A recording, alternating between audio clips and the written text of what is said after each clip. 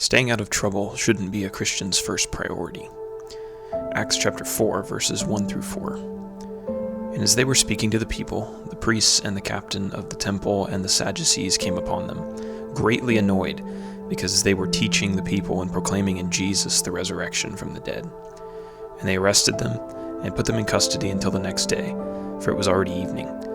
But many of those who heard the word believed, and the number of the men came to about 5,000. One thing that stuck out to me about this text was that Peter didn't go out of his way not to anger the legal authorities.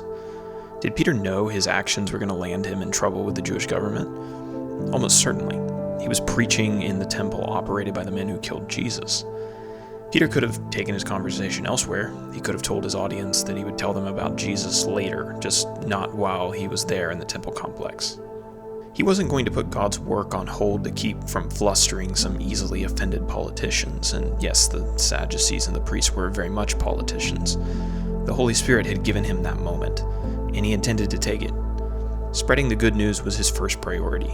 The wishes of the Sadducees and the potential legal ramifications were further down the totem pole.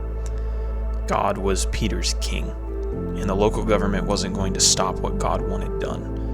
Peter wouldn't even permit them to delay it long enough to walk out of the temple. Is there a principle for application here? I think so.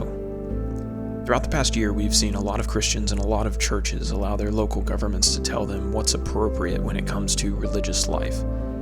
Many congregations have made it a point of pride that they are in full compliance with restrictions and recommendations.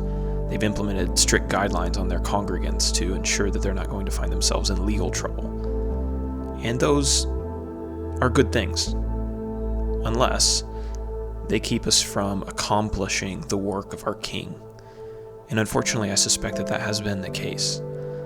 Congregations have been quick to scrap their programs, cancel small group meetings, call off regular assembly times, and to suspend evangelism efforts. Were those things not essential? Are they not an important part of the King's work? Of course they are. That's why we were doing them in the first place. If the Apostle Peter had been as worried about the legal ramifications of his actions as many of us are, there would not have been 5,000 saved that day. If we were as concerned as the Apostle Peter about accomplishing the King's work, perhaps there would be 5,000 saved today.